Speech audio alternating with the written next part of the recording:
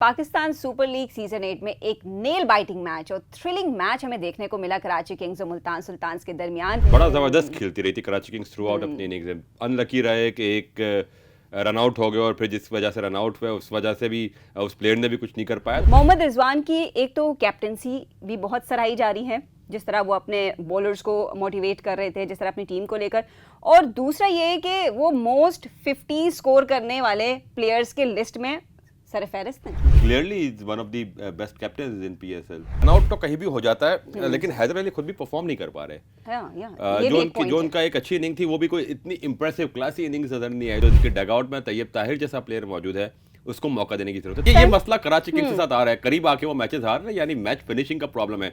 3 run से जब आपकी टीम हारती है तो आई कैन अंडरस्टैंड कि कितना हर्ट हुआ होंगे इमाद, कितने हर्ट हुएंगे बोथा, कितने हर्ट हुए होंगे वसीम अकरम के एक्सप्रेशंस को, ओ माय गॉड, वो कराची किंग्स को हारता हुआ देखकर उन्हें इतना गुस्सा आया कि उन्होंने आगे रखे चेयर्स को किक किया है। मैं आपको ये कह रहा हूं ना कि इस सिचुएशन पे जाके मैच हारे हैं, फ्रस्ट्रेट कोई भी होता हो जाता। अस्सलाम वालेकुम एवरीवन, मैं हूं Hina Deedar and you are watching Jio digital. Pakistan super league season 8 में एक नेल बाइटिंग मैच और थ्रिलिंग मैच हमें देखने को मिला कराची किंग्स और मुल्तान सुल्तान्स के दरमियान। उसका एंड तो एब्सोल्युटली ड्रामेटिक हुआ और एक्सपेक्ट नहीं किया जा रहा था, लेकिन कराची किंग्स ने जो फाइट बैक किया है दैट वाज रियली अमेजिंग।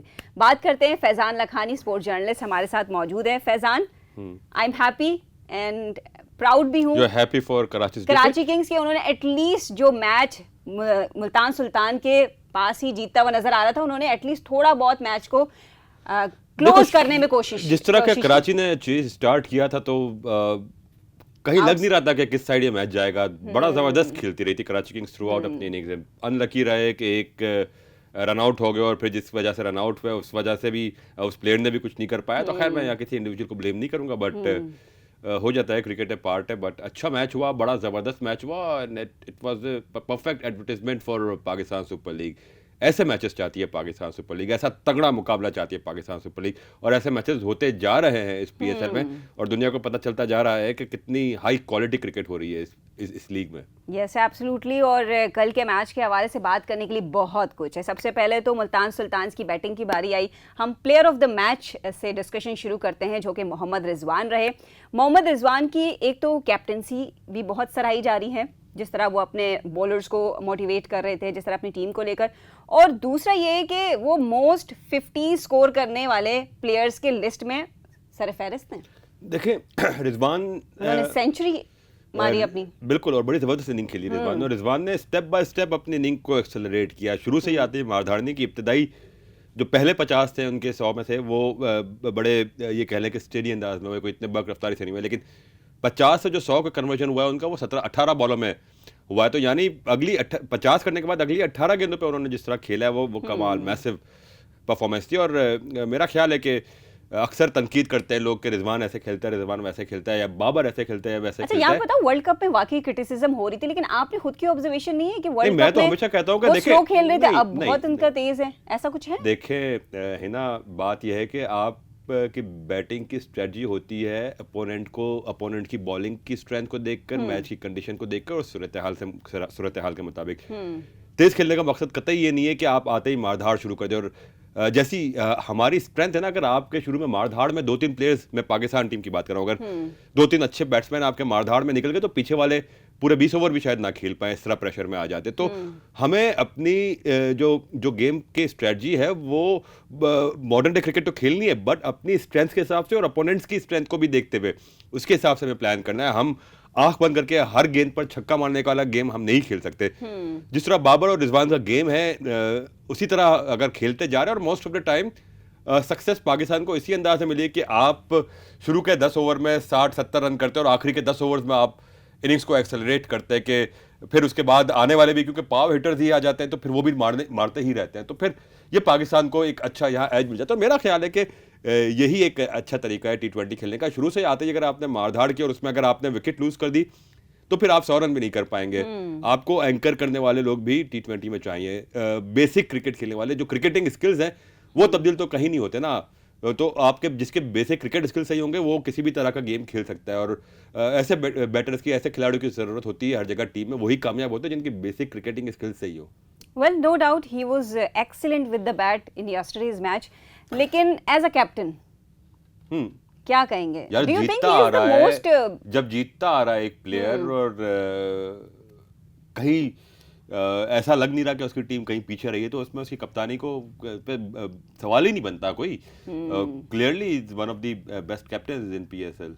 या ट्रू और उन्होंने 110 रन स्कोर किए। मेरे ख्याल से मार्टिन गप्टिल के बाद मोहम्मद रिजवान की सेंचुरी हुई है पीएसएल 8 में। सो 350 स्कोर करने में 3 हाफ सेंचुरीज उन्होंने स्कोर किए। बहुत अच्छे क्रेडिट्स भी साथ ले जा रहे हैं, एज अ कैप्टन भी अच्छा परफॉर्म कर रहे हैं। 100 रन की पार्टनरशिप भी की उन्होंने, बाद में सेंचुरी पार्टनरशिप की। पाकिस्तान के ये सेकंड मोस्ट सेंचुरी पार्टनरशिप वाले प्लेयर बन गए। 34 सेंचुरी पार्टनरशिप्स बाबर आजम जिस पे इन्वॉल्व रहे हैं, और 26 सेंचुरी पार्टनरशिप्स में अब रिजवान इन्वॉल्व रहा है। इसके बाद 25 पे शोएब मलिक है, जो बड़े बड़े अरसे से खेलते आ रहे हैं। तो आप ये देखिए कितनी तेजी से ग्रो कर रहे हैं रिजवान और बाबर, और इन जैसे प्लेयर की मौजूदगी विकेट पर दूसरे पार्टनर को भी हौसला देती, जब भी तो इतनी ज्यादा सेंचुरी पार्टनरशिप बन रही होती है इनके साथ। Yes that's true. वेल, आपने जिस तरह बात की कि कराची किंग्स की जब बैटिंग हो रही थी तो स्टार्ट बहुत ज़बरदस्त था। जेम्स विंस एक बहुत ही रफ्तार के साथ बैटिंग कर रहे थे, ज़बरदस्त शॉट्स दे रहे थे। हैदर अली के रन आउट पे क्या कहेंगे आप?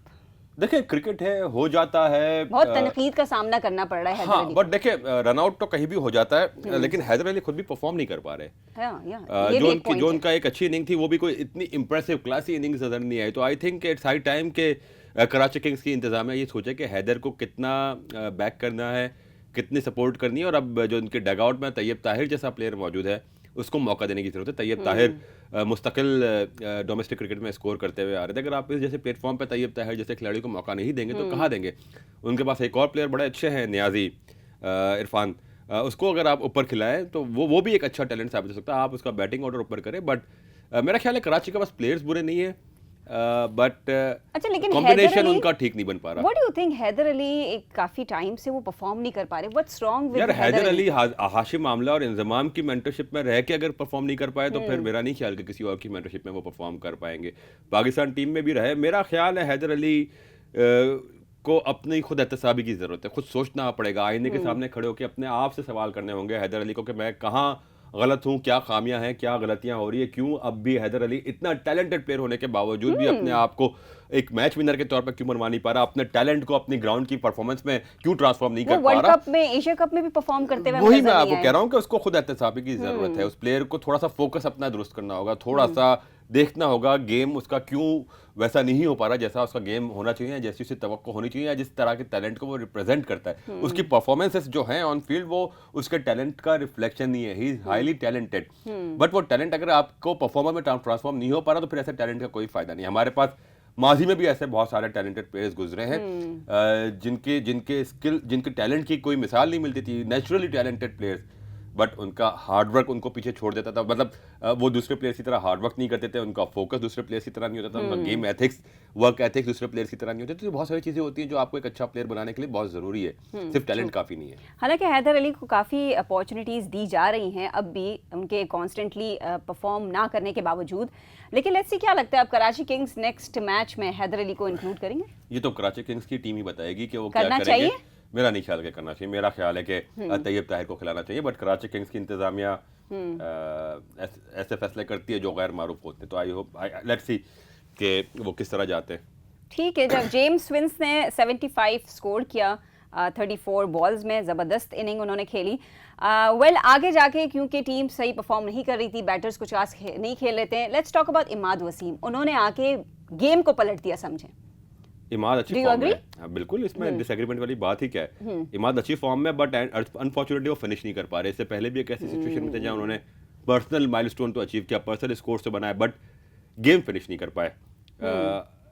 एक अच्छी परफॉर्मेंस, एक ग्रेट परफॉर्मेंस उसी वक्त बनती है जब वो आपको मैच जितवाती है। आप 50 रन कर ले और मैच हार जाए, वो 50 रन किसी काम के नहीं है। आप 20 रन कर ले और आपके 20 रन को मैच जितवाने के काम आते तो वो बहुत ज़बरदस्त के 20 रन होते। तो मेरा ख्याल है कि इमाद को, खैर कोशिश उन्होंने की, यहाँ पे ब्लेम नहीं कर सकते, अनलकी रहे थोड़े से। लेकिन ये मसला कराची किंग्स के साथ आ रहा है, करीब आके वो मैचेस हार रहे हैं, यानी मैच फिनिशिंग का प्रॉब्लम है। और मैच फिनिशिंग ना कर पाने की जो एक वजह ये होती है कि शायद स्पिरिट वाला नजर नहीं आ रहा, जो स्पिरिट, जो इंटेंट प्लेयर्स में होनी चाहिए, थोड़ी सी और इंटेंट दिखाने की जरूरत But है। you know, आपका ये मैच भी बड़े करीब fans- आके हारे, 3 रन से जब आपकी टीम हारती है तो आई कैन अंडरस्टैंड कि कितना हर्ट हुआ होंगे इमाद, कितने हर्ट हुए होंगे बोथा, कितने हर्ट हुए होंगे वसीम अकरम। लेकिन ये ऐसी चीजें जो होती है ना कि आखिरी ओवर में आप इतने करीब आके 6 रन नहीं कर सकते और वो आप फंस जाते हैं, तो ये लक का तो एक फैक्टर है, लेकिन आपकी इंटेंट भी कहीं मिस हो गई। But you know fans are really supporting Imad Wasim this time के, उन्होंने बहुत कोशिश दो की, बुरी लेकिन performance वो होने थे। एक फैक्टर दो ये बुरी दे रहे हैं performance कि होने थे, यही फैंस इमाद वसीम की बुराई हाँ, कर रहे लेकिन होंगे। पाकिस्तान की क्रिकेट टीम जितनी इमाद इनकंसिस्टेंट है, वसीम को पाकिस्तान टीम के अच्छी नहीं फैंस मिली। उससे ज्यादा नहीं। इमाद ने खुद टीम बनाने वालों में से यार कप्तान है, वो कैसे कह सकते हैं मुझे टीम अच्छी नहीं मिली। नेटिजन्स आर सेइंग कि इमाद ने अपनी पूरी कोशिश की लेकिन टीम ही नहीं परफॉर्म नहीं कर पा रही। नेटिजन्स तो आज एक बात कर रहे हैं, कल दूसरी बात कर रहे हैं। सो दैट्स नॉट अबाउट कि व्हाट नेटिजन्स आर सेइंग और ट्विटर पे क्या ट्रेंड चल रहा है या फेसबुक पे लोग क्या कह रहे हैं। अभी 2 मैचेस बुरे हो जाए, लोग कहेंगे क्या है ये। अभी शाहीन की हर कोई तारीफ कर रहा है, रिजवान की हर कोई तारीफ कर रहा है, बाबर की हर कोई तारीफ कर रहा है। 4 मैचेस में फेल होने थे, यही लोग जो आज तारीफ कर रहे हैं यही बुराई करेंगे। सबसे बड़ा मसला हमारे फैंस का, हमारे नेटिजन्स जिनको आप ये कह रही हैं, हमारे मीडिया का, हमारी फ्रेटर्निटी का सबसे बड़ा मसला ये है कि हम इनकंसिस्टेंट हैं। हमारी इनकंसिस्टेंसी इन प्लेयर्स को कितना डैमेज करती है ये कभी हम नहीं सोचते। प्लेयर्स हमारी इनकंसिस्टेंसी की वजह से अपने आप को एक्सप्रेस नहीं कर पाते, क्योंकि जहां एक फेलियर होता है प्लेयर का, वहां हम छुरी कांटे लेके आ जाते हैं कि इस प्लेयर की ऐसी तैसी कर दो। फैंस इधर शुरू हो जाते हैं, मीडिया वाले उधर शुरू हो जाते हैं, एक चैनल पे कोई बोलने लगता है, यहाँ मैं बोलने लग जाऊंगा, यहाँ आप सवाल करने लग जाएंगी। तो ये हम सबका मसला है कि हम इन प्लेयर्स को खुल के खेलने का मौका ही नहीं देते। जब आप खुल के खेलते हैं, जब अपने आप का इजहार करते हैं, तो उसमें आपको कामयाबी भी मिलती है, उसमें आप नाकामी भी होती है। लेकिन प्लेयर्स इतने डर जाते हैं, फियर ऑफ फेलियर में इतने आ जाते हैं कि वो पैरालाइज हो जाते हैं। और इस फियर ऑफ फेलियर की जिम्मेदारी हमारे रवैयों में इनकंसिस्टेंसी, हमारा रवैया टुवर्ड्स दिस प्लेयर्स। हमें इन प्लेयर्स को सपोर्ट करना चाहिए अनकंडीशनली, चाहे जीते या चाहे ये लोग हारे। या दैट्स ट्रू। वेल, फैंस को भी थोड़ा सा ख्याल रखना चाहिए अपने प्लेयर्स को, जहां अगर वो परफॉर्म सही नहीं कर पाते तो उन्हें मोटिवेट करें, इस तरह के ट्वीट्स करें, ये नहीं कि उनकी दिल आज़ारी हो जाए। वेल, आगे बढ़ते हैं, बात करते हैं यंग बॉलर्स को लेकर। जो लास्ट 2 ओवर्स में जो बॉलिंग हुई है और जिस तरह अंडर प्रेशर हो कि भी अब्बास और इलियास ने खुद को संभाला, मोहम्मद रिजवान ने जिस तरह उन्हें सपोर्ट किया, क्या कहेंगे? अब्बास ने जो आखिरी 2 बॉलें की वो बड़ी अच्छी थी, हालांकि एक नो बॉल हो गया था, हालांकि वो नर्वस बहुत हो गए थे, वाइड बहुत हो यार रहे थे, देखिए बहुत ज्यादा नर्वस हो गए थे। एक ऐसी सिचुएशन पे अच्छे प्लेयर नर्वस हो जाते हैं। तो पहली बॉल नो हो गई, उस पर छक्का पड़ गया, फ्री हिट हो गई, तो ये एक सिचुएशन बड़ी हैवी होती है, बट उसने अपने नर्व्स पे अच्छा कंट्रोल किया। बट यार इस लीग में भी देखो, पीएसएल ने हर साल बड़े जबरदस्त फास्ट बॉलर्स है, बड़े जबरदस्त बॉलिंग टैलेंट है, स्टैंड आउट कर रहा है मुल्तान का डगआउट इस बार अच्छे फास्ट बॉलर्स प्रोड्यूस करने में।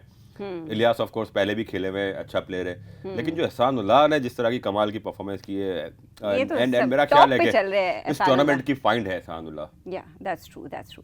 अच्छा जी, ये तो हो गए लाइक प्लेयर्स के हवाले से जो भी डिसअपॉइंटमेंट्स या जितनी भी एफर्ट्स रही। हम भूले ना वसीम अकरम के एक्सप्रेशंस को। ओ माय गॉड, वो कराची किंग्स को हारता हुआ देखकर उन्हें इतना गुस्सा आया कि उन्होंने आगे रखे चेयर्स को किक किया है। मैं आपको ये कह रहा हूँ ना कि जिस सिचुएशन पे जाके मैच हारे हैं, फ्रस्ट्रेट कोई भी हो जाता। वसीम अकरम की जगह शायद बिल्कुल काम रहने वाले मिसबाह लोग तो शायद वो भी किसी ना किसी अंदाज में गुस्से का इजहार करते। आई कैन टोटली अंडरस्टैंड कि उसकी फ्रस्ट्रेशन होगी वसीम अकरम को कि ऐसा मैच हम जो जीत सकते थे वो हार गए। Actually back to back match इतना क्लोज होके हार रहे हैं, तो मैं ख्याल से फ्रस्ट्रेशन होती है वो। और उसमें खैर है यार, अब वसीम अकरम एक बड़े प्लेयर हैं, बहुत सारे लोग मैं देख रहा था तनकीद कर रहे थे, वो कर रहे हैं यार, गुस्सा आ जाता है। मैं शायद उनकी जगह होता तो मैं 2-4 ज्यादा चीजें मेरी और वीडियो आ रही होती, मैं मेरे शायद अगर ऑडियो अच्छी बात है मेरी नहीं खुली होती उस वक्त, अलग बात है। बर्दाश्त कर गए, मतलब वो फिर भी जाहिर सी बात है, टीवी पे वही चीज आई, पता नहीं वो उन्होंने और क्या क्या देखिए लास्ट ओवर्स जब चल रहे थे उन्हें बैक टू बैक उनके एक्सप्रेशंस दिखा रहे थे। पहले तो पता नहीं वो लिपसिंग से अंदाजा हो रहा था, कह रहे थे भाई मुझे हार्ट अटैक ना हो जाए करके, इस तरह के, मतलब वो बहुत अंडर प्रेशर थे। और एक्चुअली वो होंगे भी क्योंकि वो प्रेसिडेंट थे। मुसलसल आ रही है 5 में से एक ही, 4 में से कितने, 5 में से एक ही मैच जीत पाई। और कल का मैच तो मतलब उन्होंने कराची किंग्स ने अपनी तरफ ले ही लिया था तकरीबन, बस लास्ट बॉल में अगर चौका लग भी जाता हो जाता है। देखो फ्रस्ट्रेट हो जाते हैं, प्लेयर्स भी फ्रस्ट्रेट होते हैं, कैप्टन भी फ्रस्ट्रेट होते हैं, टीम में डगआउट पे जो बैठा स्टाफ है वो भी फ्रस्ट्रेट होता है। तो इसमें कोई ऐसी बात नहीं है। बहुत कम होते हैं फवाद राना जैसे लोग जो हारने के बाद भी चीयर अप होते हैं। बैक टू बैक डिफीट के बाद अब कराची किंग्स कहाँ स्टैंड कर रही है और कितने खतरे में लग रही है?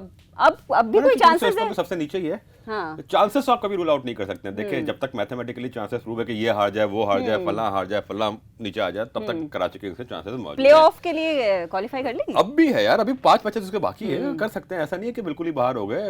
और दूसरा ये कि अगर आपको याद होगा पहला पीएसएल जो हुआ था दुबई में, यूएई में, उसमें इस्लामाबाद यूनाइटेड का स्टार्ट अच्छा नहीं था, but eventually they became the champions of PSL. तो अब जो दूसरा लेग होगा ना, सारे पहले लेग के बाद दूसरा लेग जब होगा, जब इस्लामाबाद के मैचेस शुरू हो जाएंगे, तब जाके क्लैरिटी मजीद होगी। बत अब कराची किंग्स के पास गलती की कोई गुंजाइश नहीं, अब मजीद मैचेस नहीं हारने, उनको सारे मैचेस जीतने। गो कि आई डाउट के इस तरह वो कर पाएंगे जिस तरह की टीम बनी है, बट उनको अब गलती की कोई गुंजाइश नहीं किंग्स के पास। या that's true. Thank you Faizan. Well, Karachi Kings तो बैक टू बैक डिफीट का सामना कर रही है। लेट्स सी वो मजीद आगे जाके कम बैक कर पाती है कि नहीं। और Multan Sultan are proving they are really sultan, और इस मैच को भी जीत गए हैं। आपका इस मैच के हवाले से क्या राय है, हमें कॉमेंट बॉक्स में लाजिम बताइएगा। That's it for today. अपना ख्याल रखिए। अल्लाह हाफिज़।